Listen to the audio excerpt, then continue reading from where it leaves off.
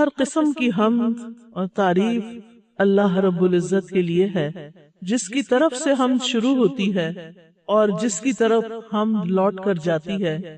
ہر قسم کی حمد اور تعریف اللہ سبحانہ وتعالی کے لیے ہے، جس سے ہر چیز کا آغاز ہوتا ہے اور ہر چیز پلٹ کر اسی کی طرف جاتی ہے۔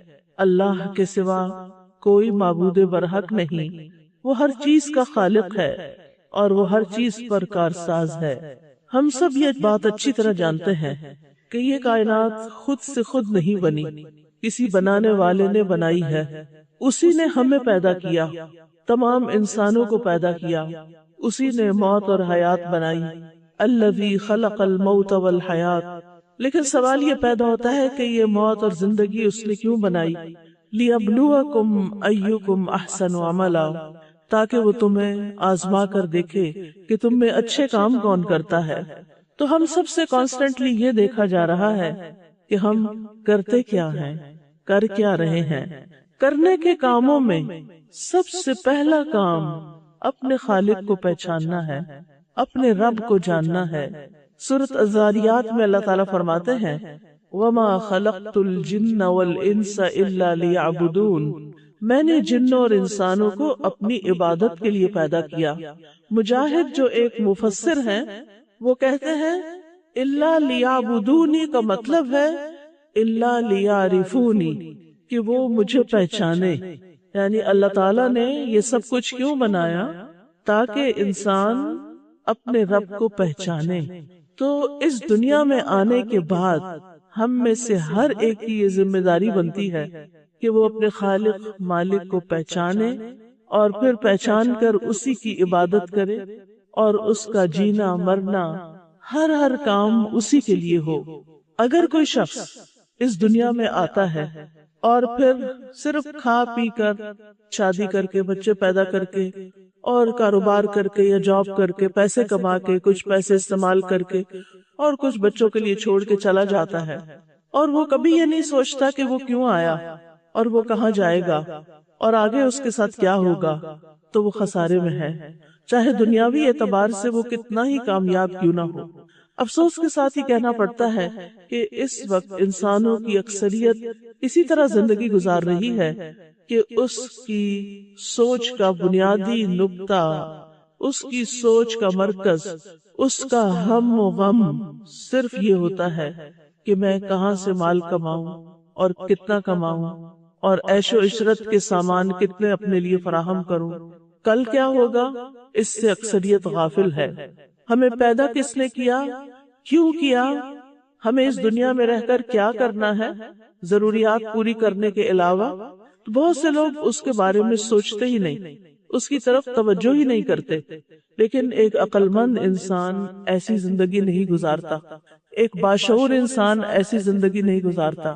وہ یہ جاننا چاہتا ہے کہ وہ یہاں کیوں آیا ہے، اس کی زندگی کا مقصد کیا ہے۔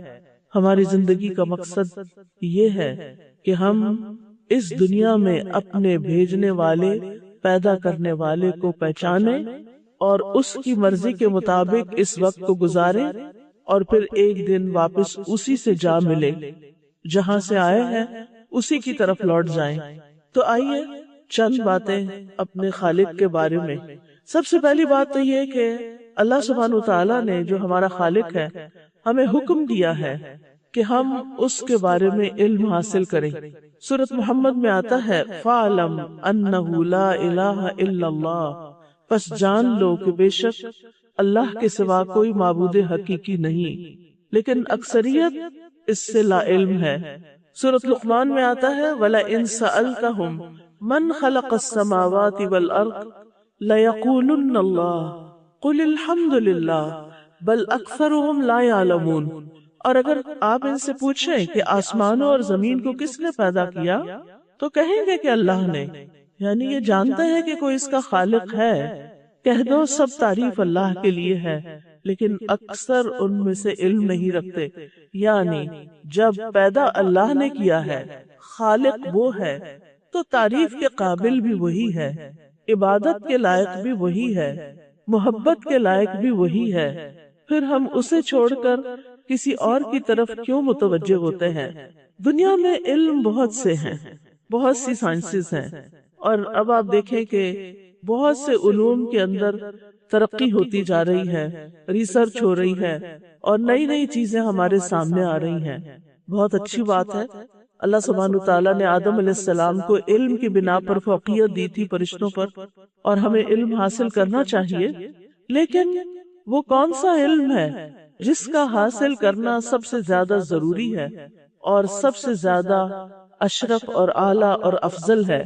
وہ علم اللہ سبحانہ تعالیٰ کے بارے میں جاننا، اس کے ناموں، اس کی صفات کے بارے میں جاننا، یہ علم سب سے افضل علم ہے، کیونکہ جب ہم خالق کو پہچان جائیں گے، اس کو جان جائیں گے، اس کی مرضی کو جان جائیں گے، اور اس کی مرضی کے مطابق یہ زندگی بسر کریں گے، تو پھر وہ بھی ہم سے ہماری رضا کے بارے میں پوچھیں، وہ بھی ہمیں راضی کر دے گا۔ لہٰذا ہم میں سے ہر ایک کے لیے ضروری ہے کہ ہم اللہ سبحانہ تعالیٰ کو جانیں، پہچانیں، تاکہ ہم صحیح معنوں میں اس پر ایمان لائیں، اس سے محبت کریں اور اس کے قرب کی طلب کریں، اس کو راضی کریں، اس کی صحیح معنوں میں عبادت کریں، کیونکہ اگر ہم جانتے ہی نہیں اس کے بارے میں اور ہم اس کی عبادت کر رہے ہیں تو یہ عبادت کیسی ہوگی؟ وہ تو صرف ایک مشینی سی عبادت ہوگی۔ لیکن جو اپنے رب کو جانتا ہے کہ وہ کون ہے، وہ تو اس کے سامنے کھڑے ہونے سے بھی ڈرتا ہے، وہ تو لرزتا ہے، وہ تو اس کا کلام پڑھتا ہے تو کانپ اٹھتا ہے، اس کی کیفیات بدل جاتی ہیں۔ لیکن ہماری کیوں نہیں بدلتی؟ کیونکہ ہم جانتے نہیں اس کو۔ تو کوئی بھی شخص اللہ تعالیٰ کی معرفت کے بغیر اللہ تعالیٰ سے محبت نہیں کر سکتا، لیکن جب بندے کا دل اللہ کی معرفت سے بھر جاتا ہے اور وہ اللہ کے بارے میں علم حاصل کر لیتا ہے، تو اس کے نتیجے میں جو محبت اس سے ہوتی ہے وہ حقیقی معنوں میں محبت ہے۔ پھر تبھی ایسا انسان وہ حق ادا کرتا ہے، والذین آمنوا اشد حبا للہ، پھر وہ باقی سب چیزوں کو چھوڑ کر سب سے زیادہ اللہ سے ہی محبت کرتا ہے۔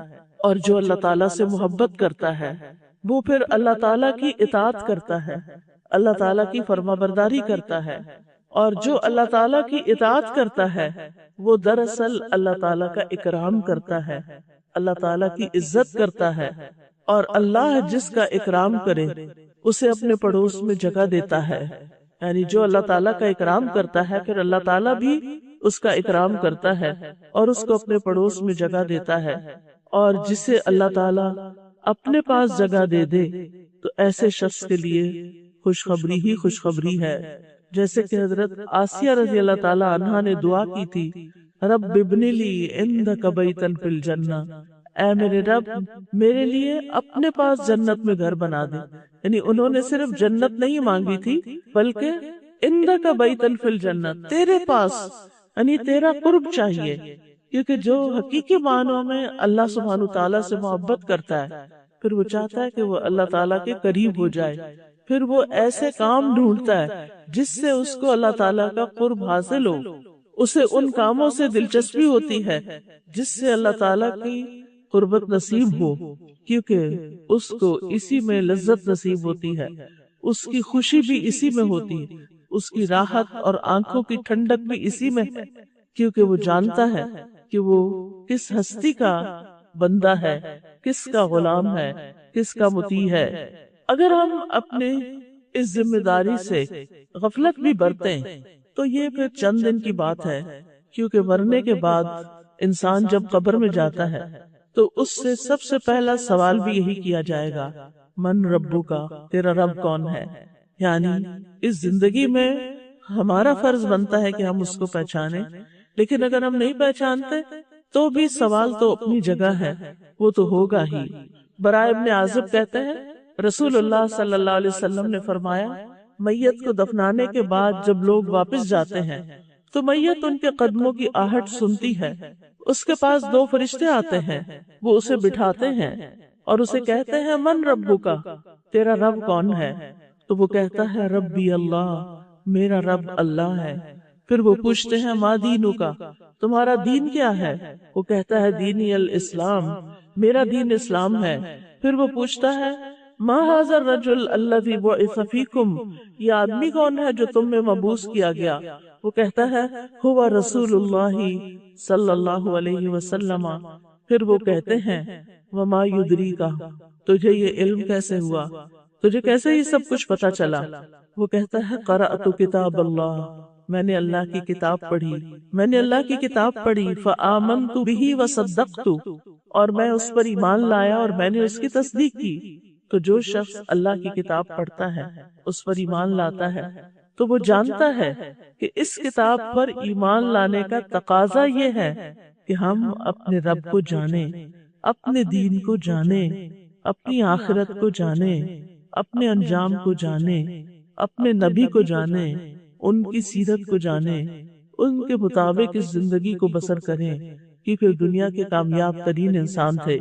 लेकिन साथ ही ये बात अफसोस से कहनी पड़ती है कि काफिर के साथ साथ मुनाफिक भी, जो ऊपर ऊपर से बस इस्लाम का इजहार करता है, उससे भी जब पूछा जाएगा कि तुम्हारा रब कौन है, तो वो जवाब नहीं दे सकेगा।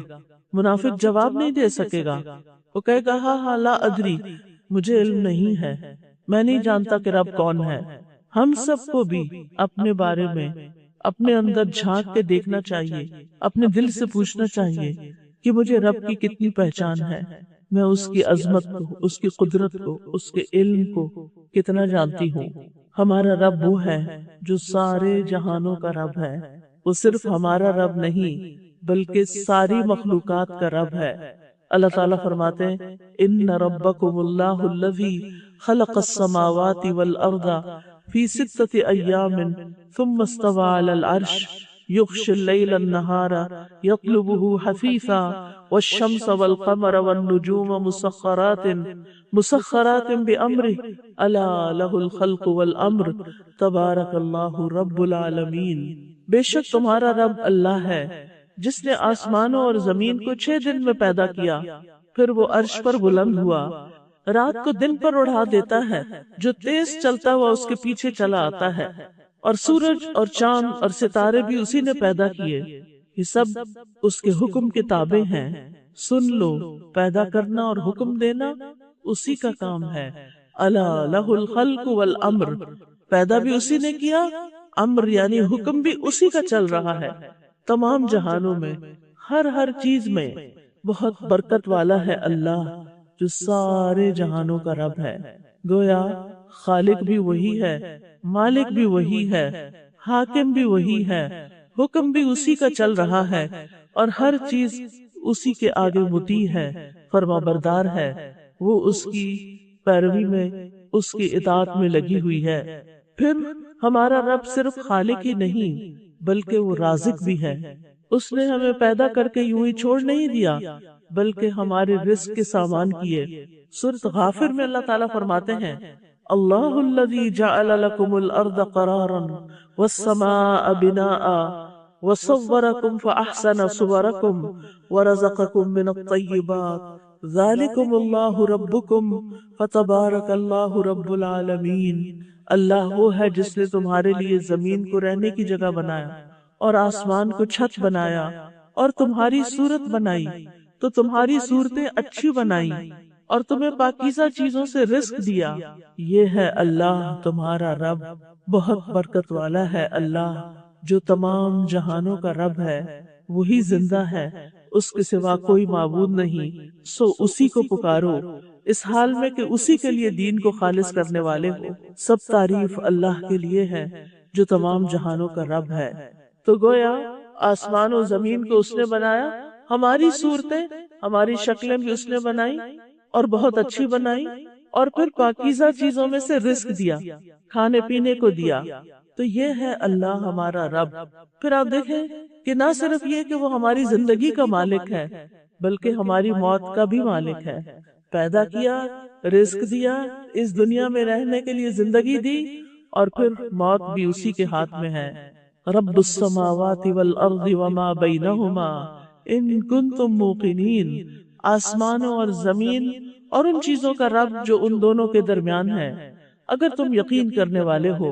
उसके सिवा कोई माबूद नहीं। वो जिंदगी बख्शता है और मौत देता है, وہ تمہارا رب ہے اور تمہارے پہلے باپ دادا کا بھی رب، یعنی وہ تمام انسانوں کا رب ہے۔ پھر یہ کہ سارے خزانوں کا مالک بھی وہی ہے۔ ہمارے پاس جو کچھ ہے، انسانوں کے پاس جو کچھ ہے، وہ بہت محدود ہے۔ اللہ تعالیٰ فرماتے ہیں وَلِلَّهِ خَزَائِنُ السَّمَاوَاتِ وَالْأَرْضِ، اور آسمانوں اور زمین کے خزانے اللہ ہی کے ہیں۔ جب خزانے اس کے ہیں تو پھر مانگنا کس سے چاہیے؟ یعنی جب ہم اللہ تعالیٰ کو پہچان جاتے ہیں تو پھر ہمارا تعلق بھی اس سے درست ہوتا ہے۔ جب ہم یہ سمجھتے ہیں کہ انسان ہمارے مالک ہیں یا انسانوں کے پاس ہماری روزی ہے، تو پھر ہم انسانوں سے توقعات لگا بیٹھتے ہیں، انسانوں کی طرف جھکتے ہیں، انسانوں کے پیچھے پیچھے جاتے ہیں۔ لیکن جب ہمیں یہ معلوم ہوتا ہے کہ اصل خزانوں کا مالک تو اللہ ہے، سب کچھ تو کرنا اسی نے ہے، سب کچھ تو اسی کے ہاتھ میں ہے، تو پھر کیا ہوتا ہے؟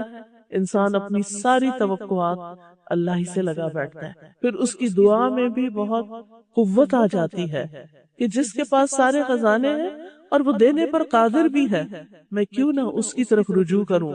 اللہ تعالیٰ فرماتے ہیں وَإِن مِّن شَيْءٍ إِلَّا عِندَنَا خَزَائِنُهُ، کوئی چیز ایسی نہیں مگر اس کے خزانے ہمارے پاس ہیں۔ یعنی آپ مانگے تو صحیح، آپ مانگنے والے تو ہوں، لینے والے تو ہوں، وہ دینے والا ہے۔ ہمارے مانگنے میں کمی ہوتی ہے، اس کو دینے میں کوئی مشکل نہیں، وہ تو صرف کن کہتا ہے۔ اس نے 4 چیزیں اپنے ہاتھ سے بنائی ہیں، باقی سب کچھ کن کہہ کے بنایا ہے۔ وہ 4 چیزیں کون سی ہیں؟ ایک عرش ہے، آدم علیہ السلام ہے، قلم ہے اور جنت عدن ہے۔ یہ تمام چیزیں بڑی ہی معزز ہیں۔ عرش جو ساری مخلوقات کی چھت ہے، دوسرے نمبر پر آدم علیہ السلام جو تمام انسانوں کے باپ ہیں، تیسرے نمبر پر قلم جو علم کا منبع ہے، علم اسی سے سیکھا جاتا ہے، الذی علم بالقلم، اور پھر جنت عدن، یعنی وہ رب جو عرش کا مالک ہے، اسی نے آدم علیہ السلام کو پیدا کیا، اسی نے انسان کو لکھنا پڑھنا سکھایا، اور پھر جو لکھتا پڑھتا ہے، علم حاصل کرتا ہے، اپنے رب کو پہچانتا ہے، اس کے لیے آخر میں جنت کے باغات ہیں، جنت عدن ہے۔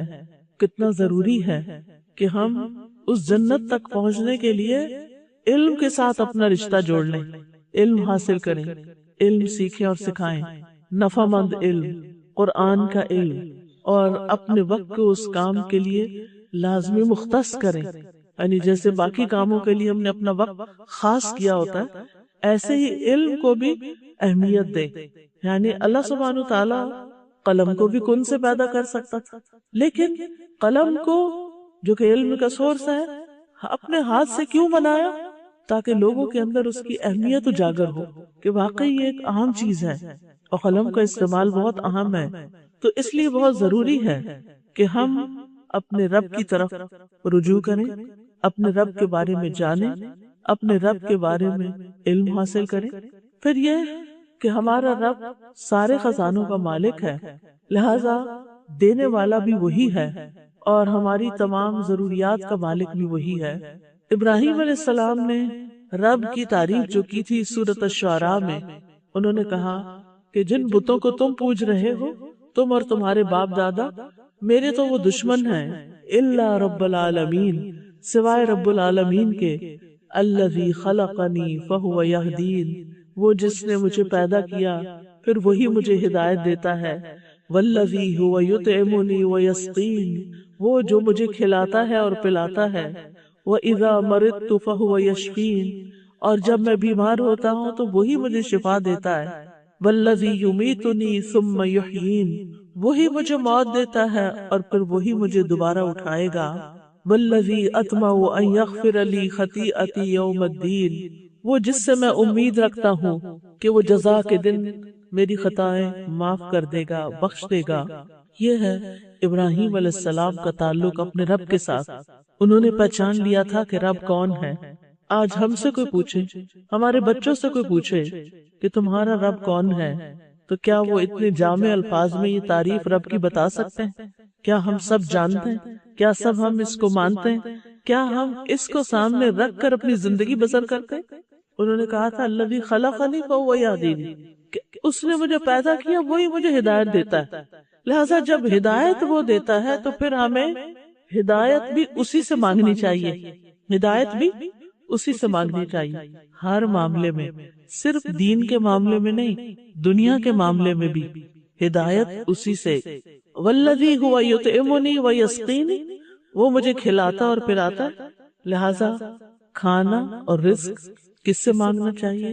اسی سے مانگنا چاہیے، کیونکہ اصل سورس وہی ہے۔ بیمار ہو جائے تو شفا کی دعا کس سے کرنی چاہیے؟ اللہ ہی سے، یعنی سب سے پہلے اللہ ہی کی طرف دھیان جائے۔ روزمرہ میں ہم اپنے آپ کا جائزہ لے کر دیکھیں، کیا ہم ایسے کرتے ہیں کہ جب ہمیں بھوک لگتی ہے تو ہم دل ہی دل میں اللہ سے باتیں کریں کہ یا اللہ تو مجھے کھلا اور پلا، بیمار ہو جائیں تو ہم دعا کریں یا اللہ تو مجھے شفا دے دے، کیونکہ بیدک الشفا، شفا تیرے ہاتھ میں ہے، اور اسی کے بارے میں سوچیں کہ اسی نے مجھے یہ زندگی دی ہے اور وہی موت دینے والا ہے، اور اسی سے مجھے امید ہے کہ وہ مجھے معاف کر دے گا۔ یعنی اللہ سبحانہ وتعالیٰ سے ایک قریبی، مضبوط اور ون آن ون بیس پر تعلق ہونا چاہیے، اور پھر اسی سے دعائیں کرنی چاہیے، جیسے ابراہیم علیہ السلام نے کی، رب ہب لی حکما والحقنی بالصالحین، اے میرے رب مجھے حکم عطا کر اور مجھے نیک لوگوں کے ساتھ ملا، وجعل لی لسان صدق فی الاخرین، اور پیچھے آنے والوں کے لیے میرے لیے سچی ناموری رکھ دے، وجعلنی من ورثۃ جنت النعیم، اور مجھے نعمتوں بھری جنت کے وارثوں میں سے بنا دے۔ یعنی میرا الٹیمیٹ گول یہ ہے کہ میں جنت تک پہنچوں۔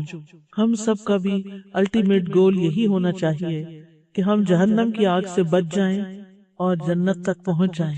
یہ ہم سب کی سب سے بڑی کامیابی ہے۔ فَمَنْ زُحْزِحَ عَنِ النَّارِ وَأُدْخِلَ الْجَنَّةَ فَقَدْ فَازَ، جو آگ سے بچا لیا گیا، جنت میں داخل کر دیا گیا، وہی دراصل کامیاب ہوا۔ یہ ہے کامیابی۔ کامیابی کسی بڑی ڈگری کے حاصل کر لینے کا نام نہیں، ہاں وہ بھی کامیابی ہے مگر وقتی طور پر ہے۔ کامیابی خوبصورت لڑکی سے شادی ہو جانے کا نام نہیں، کامیابی کسی بہت بڑے بزنس کا اونر ہونے کا نام نہیں۔ کامیابی اس کی کامیابی ہے جس کی آخرت میں بخشش ہو جائے۔ کامیابی اس کی کامیابی ہے جو جنت الفردوس کا وارث بن جائے، جس میں وہ ہر روز اپنے رب کا دیدار کرے۔ جنت ان لوگوں کے لیے ہے نا جو رب سے محبت کرتے ہیں، تو وہ رب کو دیکھنے، رب کی ملاقات اور رب کے دیدار سے آنکھیں ٹھنڈی کرنے کی جگہ ہے۔ کچھ لوگ جنت میں ہر روز اپنے رب کو دیکھیں گے، اور یہ ان کے لیے خوشی کا سب سے بڑا مقام ہوگا۔ یہ کون لوگ ہوں گے؟ یہ وہی لوگ ہوں گے جو آج اپنے رب کے حضور مصلی پہ کھڑے ہوتے ہیں، تو وہ وقت ان کے لیے دن بھر میں سب سے بہترین وقت ہوتا ہے، سب سے زیادہ خوشی کا وقت ہوتا ہے کہ وہ اپنے رب کی عبادت کر رہے ہیں، اپنے رب سے ملاقات کر رہے ہیں۔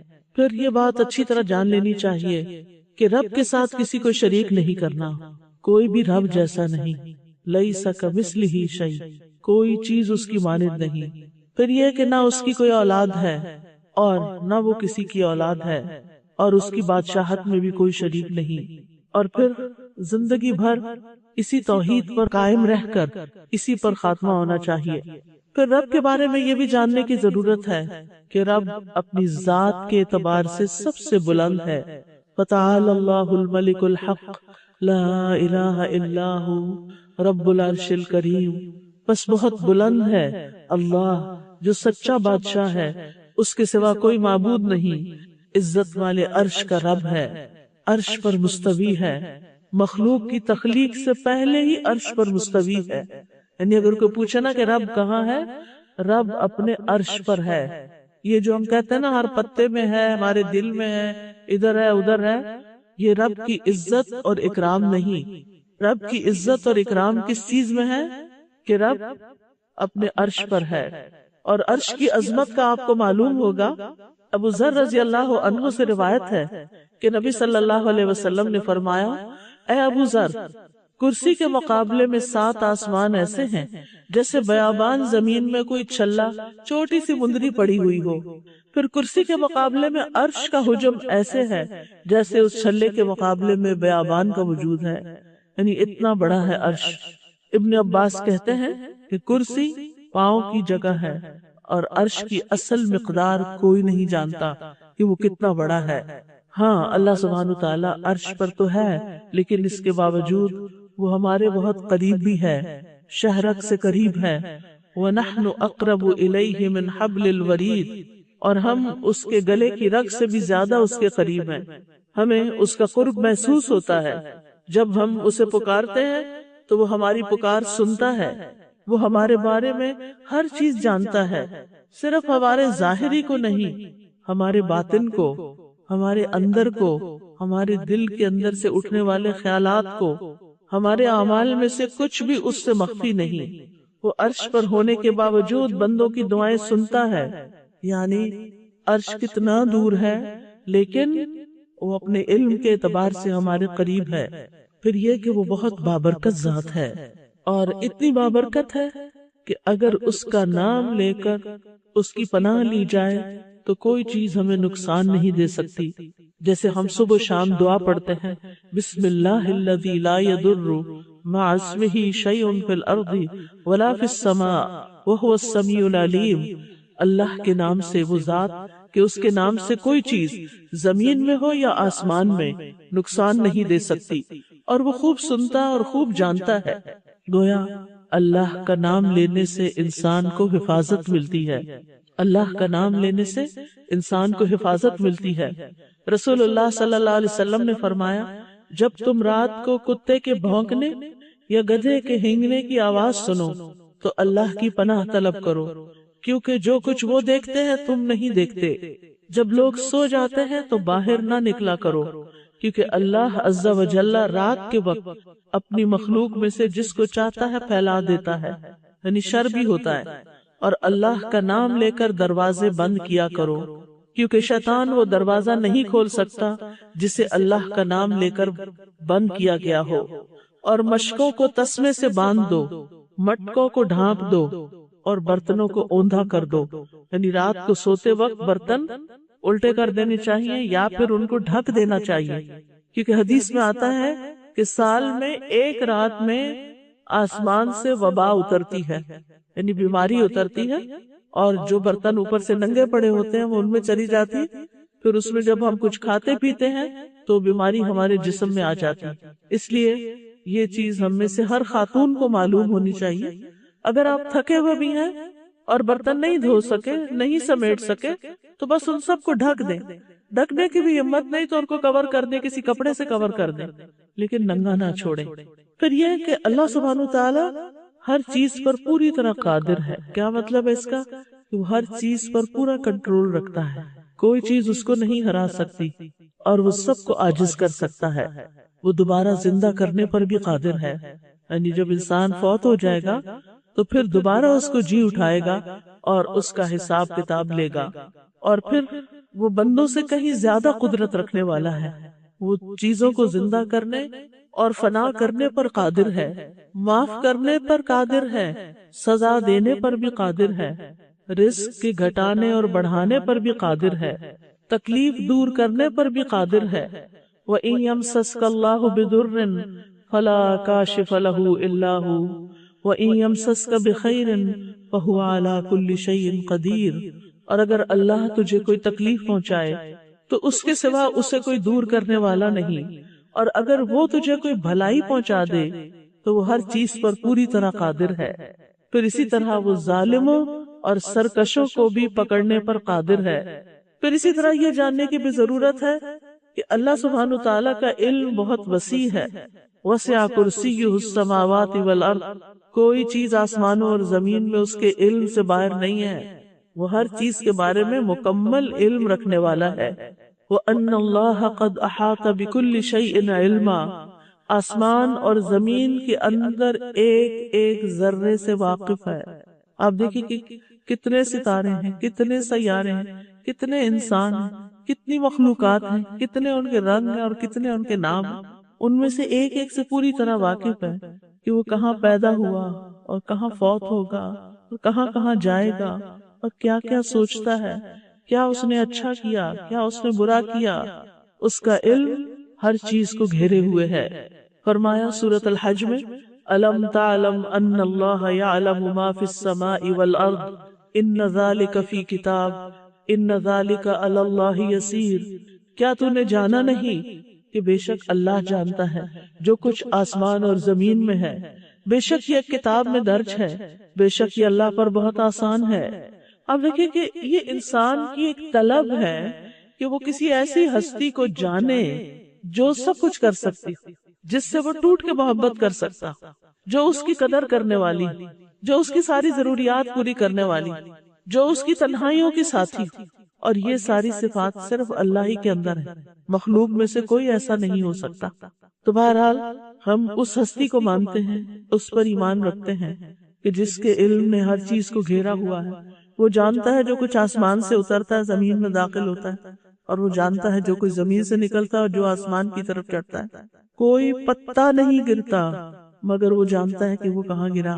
خزاں آتی ہے، پتے گرنے لگتے ہیں۔ آپ کے گھر میں بھی اگر کوئی درخت ہو تو ہر روز کچھ نہ کچھ پتے جڑ جاتے ہیں، اور پت جڑ میں تو بہت ہی جڑ جاتے ہیں۔ وہ ان میں سے ایک ایک پتے کے بارے میں جانتا ہے کہ وہ کب جھڑا، کب گرا، کہاں گرا۔ وہ جانتا ہے سمندر میں کیا ہے، ہم نہیں جانتے۔ وہ جانتا ہے خشکی پر کیا ہے، وہ جانتا ہے اس پلانٹ پہ کیا ہے، وہ جانتا ہے باقی ستاروں اور سیاروں پہ کیا ہے۔ ابھی تک تو انسان اسی سیارے کے اندر گھوم رہا ہے، باقی سیاروں تک اگر پہنچے بھی تو زیادہ سے زیادہ کتنے سیاروں تک پہنچ جائے گا، اور باقی سب کو کس نے جانا، کس نے دیکھا؟ اللہ سبحانہ تعالیٰ نے۔ پھر ظاہری اور پوشیدہ باتوں کو جاننے والا ہے، آنکھوں کی خیانت کو جاننے والا ہے۔ یعنی جب ہماری نگاہیں کوئی حرام چیز دیکھتی ہیں وہ ہمیں دیکھ رہا ہوتا ہے۔ سرگوشیوں کو جانتا ہے، چپکے چپکے ہم کسی سے بات کرتے ہیں، بعض اوقات ہمارے پاس بیٹھے بندے کو نہیں پتا چلتا لیکن اللہ کو پتا ہوتا ہے۔ وسیع رحمت والا ہے، وَرَحْمَتِي وَسِعَتْ كُلَّ شَيْءٍ۔ اللہ کی 100 رحمتیں ہیں جن میں سے صرف ایک اس نے دنیا میں اتاری ہے اور باقی سب آخرت کے لیے ہیں۔ وہ ارحم الراحمین ہے، ماؤں سے بھی کئی گنا زیادہ رحم کرنے والا ہے، اور جو نیک کام کرنے والے ہوں، محسنین ہوں، ان کے لیے اللہ کی رحمت بہت وسیع ہے۔ اتنا رحیم ہے، حدیث میں آتا ہے رسول اللہ صلی اللہ علیہ وسلم نے فرمایا تمہارا رب تبارک و تعالی بڑا رحیم ہے۔ اگر کوئی شخص کسی ایک نیکی کا ارادہ کرتا ہے، یعنی کوئی ایک نیکی کا کام کرنا چاہتا ہے اور پھر کر نہیں پاتا، کوئی رکاوٹ آ جاتی، کوئی مجبوری آ جاتی، تو اس کے لیے ایک نیکی کا ثواب لکھ دیا جاتا ہے۔ اگر وہ اسے کر گزرتا ہے تو 10 نیکیوں کا ثواب لکھ دیا جاتا ہے، 700 تک، بلکہ اس سے بھی زیادہ۔ اور اگر کوئی شخص گناہ کا ارادہ کرتا ہے اور پھر اس کو نہیں کرتا تو بھی اس کے لیے ایک نیکی لکھ دی جاتی، اور اگر وہ کر لیتا ہے تو گناہ کا صرف ایک بدلہ لکھا جاتا ہے، 10 گنا نہیں۔ پھر یہ کہ اس کی رحمت اس کے غضب پر غالب ہے، اس نے اپنے اوپر رحمت لکھ رکھی ہے۔ نبی صلی اللہ علیہ وسلم نے فرمایا تمہارے رب نے مخلوق کو پیدا کرنے سے پہلے اپنے متعلق اپنے ہاتھ سے لکھا کہ میری رحمت میرے غضب پر سبقت لے گئی۔ لیکن ہم عام طور پر اللہ سبحانہ تعالیٰ کو خود بھی جس طرح امیجن کرتے ہیں یا پورٹری کرتے ہیں بچوں کے سامنے، اس میں اس کے غضب کو زیادہ نمایاں کرتے ہیں، حالانکہ اس کی رحمت اس کے غضب سے زیادہ ہے۔ وہ گناہوں سے درگزر کرتا ہے، ہم دن رات غلطیاں کرتے ہیں، اس کے باوجود ہمیں رزق دیتا ہے، ہمارے گناہوں کو بخش دیتا ہے۔ وَإِنَّ رَبَّكَ لَذُو مَغْفِرَةٍ لِلنَّاسِ۔ پھر اللہ تعالیٰ اپنے بندوں سے محبت کرتا ہے۔ وَهُوَ الْغَفُورُ الْوَدُودُ ذُو الْعَرْشِ الْمَجِيدُ فَعَالٌ لِمَا يُرِيدُ۔ وہی ہے جو بے حد بخشنے والا، نہایت محبت کرنے والا ہے، عرش کا مالک ہے، بڑی شان والا ہے۔ اور اللہ تعالیٰ جس بندے سے محبت کرتا ہے اسے سارے آسمان و زمین والوں کا محبوب بنا دیتا ہے۔ اسی طرح محبت کے علاوہ اللہ تعالیٰ ناراض بھی ہوتے ہیں، لہٰذا ہمیں اس کی ناراضگی سے بچنے کی کوشش کرنی چاہیے، اس کو ناراض کرنے والے کاموں سے یعنی بچنا چاہیے۔ اور وہ کیا ہیں؟ کسی پہ ظلم کرنا، مال ضائع کرنا، اسراف کرنا، پھر اسی طرح سخت جھگڑالو ہونا، شرک کرنا، بندوں کو دھوکہ دینا، یعنی جتنے بھی گناہوں والے کام ہیں وہ سارے کے سارے اللہ تعالیٰ کو ناراض کرنے والے کام ہیں۔ لہٰذا اللہ تعالیٰ کو راضی کرنے کے لیے صرف نیکیاں کرنا کافی نہیں بلکہ گناہوں سے بچنا بھی ضروری ہے۔ یہ بات یاد رکھیے، یعنی صرف نیک کام کرنا کافی نہیں بلکہ گناہوں سے بچنا بھی ضروری ہے۔ اب کرنے کے کیا کام ہیں؟ آخر میں ان کو سم اپ کروں گی کہ رب کو پہچاننے کے بعد ہمیں کرنا کیا ہے۔ سب سے پہلی چیز یہ کہ اپنے رب کی عبادت شوق سے کرنی، محبت سے کرنی، اس کی عظمت کو دل میں رکھتے ہوئے کرنی ہے، بیزاری سے نہیں، سستی سے نہیں، شوق سے۔ اور پھر اس کی عبادت میں کسی کو شریک نہیں کرنا۔ الحمدللہ ہم بتوں وغیرہ کو تو شریک نہیں کرتے، لیکن ہم ریاکاری کر کے شریک کر لیتے ہیں، دکھاوا کر کے۔ جو کام ہمیں اللہ کے لیے کرنا چاہیے وہ ہم بندوں کو خوش کرنے کے لیے کر رہے ہوتے ہیں۔ اس سے بھی پرہیز کرنا ہے۔ قرآن مجید میں سورۃ کہف میں اللہ تعالیٰ فرماتے ہیں فَمَنْ كَانَ يَرْجُو لِقَاءَ رَبِّهِ فَلْيَعْمَلْ عَمَلًا صَالِحًا وَلَا يُشْرِكْ بِعِبَادَةِ رَبِّهِ أَحَدًا۔ جو شخص اپنے رب کی ملاقات کی امید رکھتا ہو تو لازم ہے کہ وہ نیک عمل کرے اور اپنے رب کی عبادت میں کسی کو شریک نہ کرے، نہ اپنے ماں باپ بہن بھائی دوست رشتہ دار، کسی انسان کو بھی نہیں۔ وہ عبادت خالصتاً اس کی رضا کے لیے ہو۔ پھر یہ کہ اس کی عبادت پر جم جائیں، استقامت اختیار کریں۔ یہ نہیں کہ کچھ دن نماز پڑھ لی، کچھ دن قرآن پڑھ لیا، کچھ دن اچھے کام کر لی، پھر سب کچھ بھلا دیا۔ نہیں، اپنی زندگی کے کچھ اصول بنائیں اور ان پر جم جائیں، اور ہر حال میں ان چیزوں کو کر گزرے جو آپ کو فائدہ دیتی ہیں۔ اور اس میں آپ دیکھیے کہ اللہ سبحانہ وتعالیٰ فرماتے ہیں رب السماوات والارض وما بینہما فاعبدہ واصطبر لعبادتہ هل تعلم له سمیہ۔ وہ جو آسمانوں اور زمین کا رب ہے اور ان دونوں کے درمیان کی چیزوں کا، سو اس کی عبادت کرو اور اس کی عبادت پر خوب صابر رہو، یعنی صبر سے کام لو، جمے رہو۔ کیا تم اس کا کوئی ہم نام جانتے ہو؟ یعنی اس جیسا کوئی اور ہے کہ اسے چھوڑ کے کسی اور کی طرف جانا ہے تمہیں؟ کیونکہ عبادت تو انسان کے اندر اس کی ضرورت رکھ دی گئی ہے۔ اگر وہ اللہ کی عبادت نہیں کرے گا تو کسی اور چیز کی کرے گا۔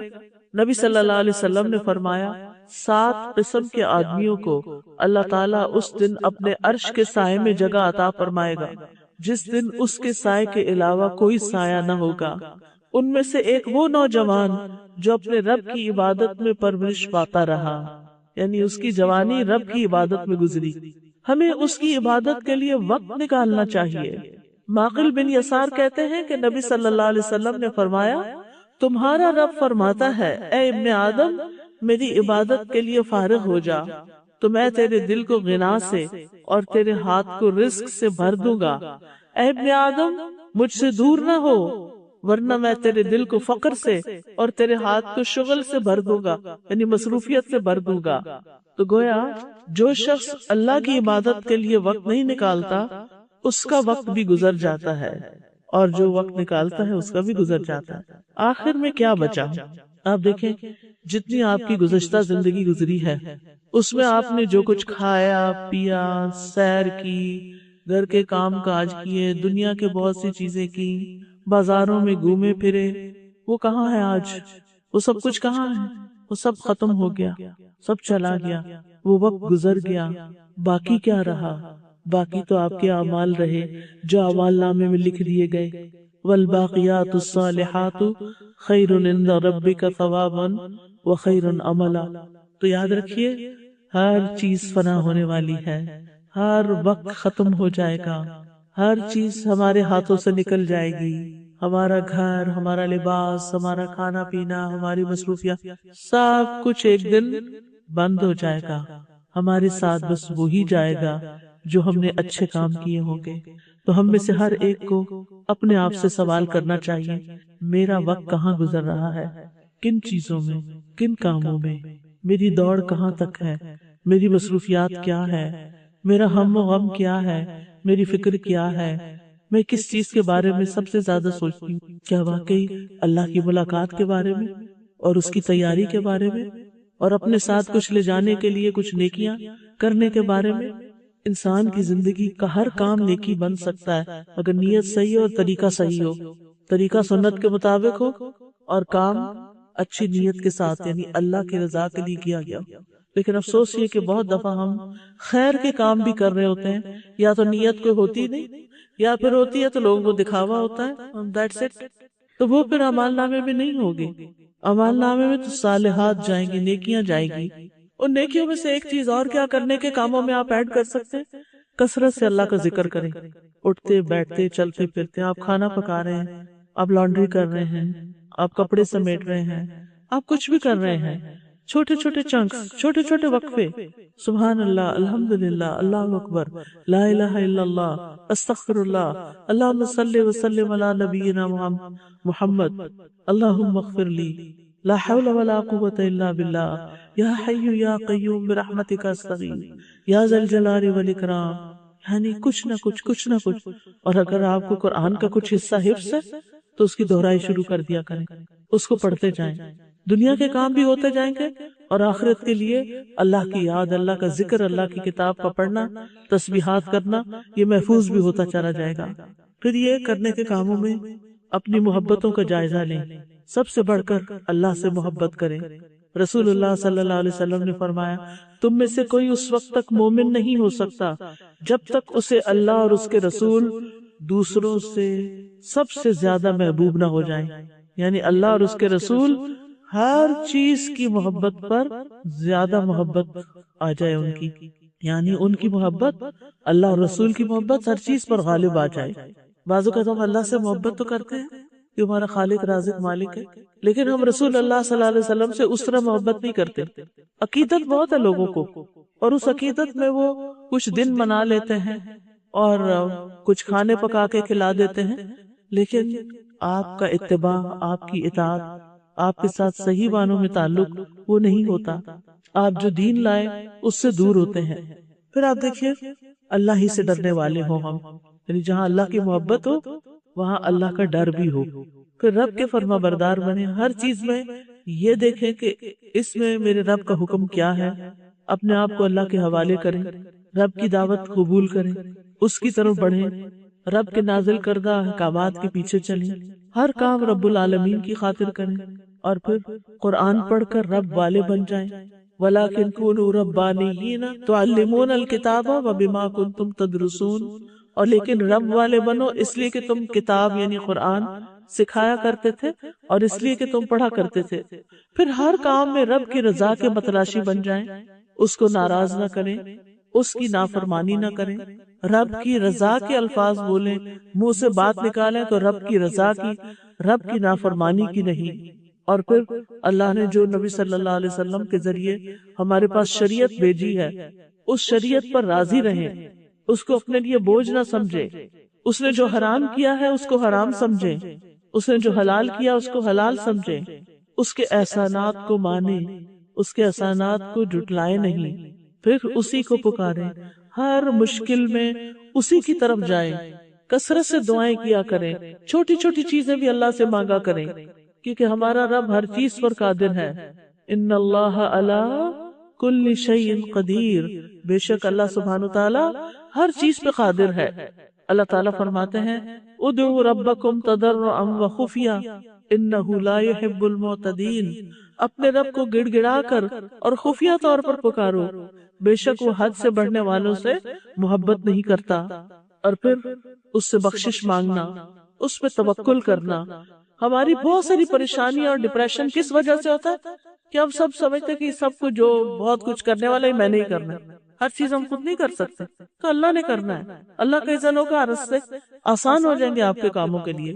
لہٰذا سب سے زیادہ ضروری بات یہ، کاموں سے بھی زیادہ ضروری بات کہ ہماری نفسیاتی صحت، ہماری اسپرچول ہیلتھ بہت اسٹرانگ ہونی چاہیے تاکہ ہم باقی سارے کام کر سکیں. جب انسان بیمار ہوتا ہے نا تو کمزوری غالب آ جاتی ہے. یعنی بعض لوگ اچھے بھلے ہوتے ہیں، ایک بیماری ان کو اسٹرائک کرتی ہے اور ان کا چلنا پھرنا بولنا ہر چیز رہ جاتی ہے. تو اسی طرح روحانی بیماریاں، اخلاقی بیماریاں انسان کو بیکار کر کے رکھ دیتی ہیں. تو بہت ضروری ہے کہ ہم اپنے کاموں میں اللہ سبحانہ تعالیٰ کی مدد حاصل کریں، اس پہ توکل کریں. وَمَن يَتَوَكَّلْ عَلَى اللَّهِ فَهُوَ حَسْبُهُ. توکل کیا ہے؟ اللہ ہے نا، اللہ کرے گا نا، اللہ رستہ نکالے گا، اللہ یہ کام تیرے حوالے، یہ تو نے کرنا ہے. اور اللہ تعالیٰ ان اللہ بالغ امرہ قد جعل اللہ لکل شیء قدرا، اور اللہ تو اپنا کام پورا کر کے رہتا ہے، لیکن اللہ نے ہر چیز کا ایک اندازہ مقرر کر رکھا ہے. ہر چیز کا ایک وقت ہے۔ پھر یہ کہ رب سے مایوس نہیں ہونا، رب کے خزانے بہت وسیع ہیں، مایوسی نہیں، رب سے ہی ساری امیدیں وابستہ کر لینی ہیں، رب سے ملاقات کو بھولنا نہیں، اور ساری دعائیں رب ہی سے کرنی ہیں۔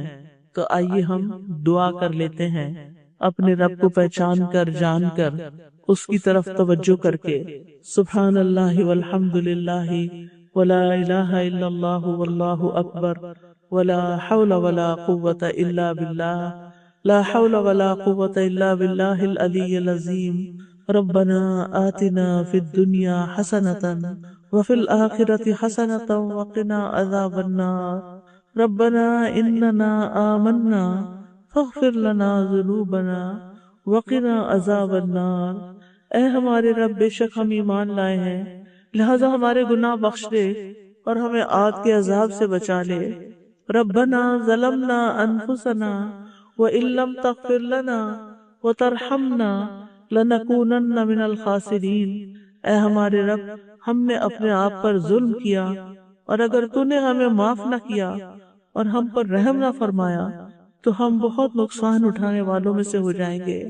ربنا آتنا من لدنک رحمہ وہیئ لنا من امرنا رشدا۔ اے ہمارے رب، ہمیں اپنے پاس سے رحمت عطا کر اور ہمارے لیے ہمارے معاملے میں رہنمائی مہیا فرما۔ رب اغفر وارحم وانت خیر الراحمین۔ اے میرے رب، بخش دے اور رحم فرما، اور تو رحم کرنے والوں میں سب سے زیادہ رحیم و کریم ہے۔ رب ارحمہما کما ربیانی صغیرا، رب ارحمہما کما ربیانی صغیرا۔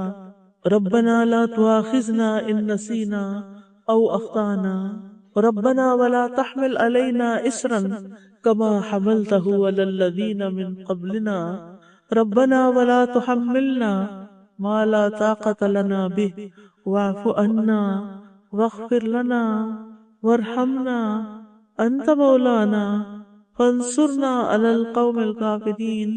یا رب العالمین، یا ارحم الراحمین، تو ہم سب کو معاف فرما دے، ہمارے دلوں میں اپنی عظمت کا احساس پیدا کر دے، ہمیں اپنی بڑائی پر یقین دے دے۔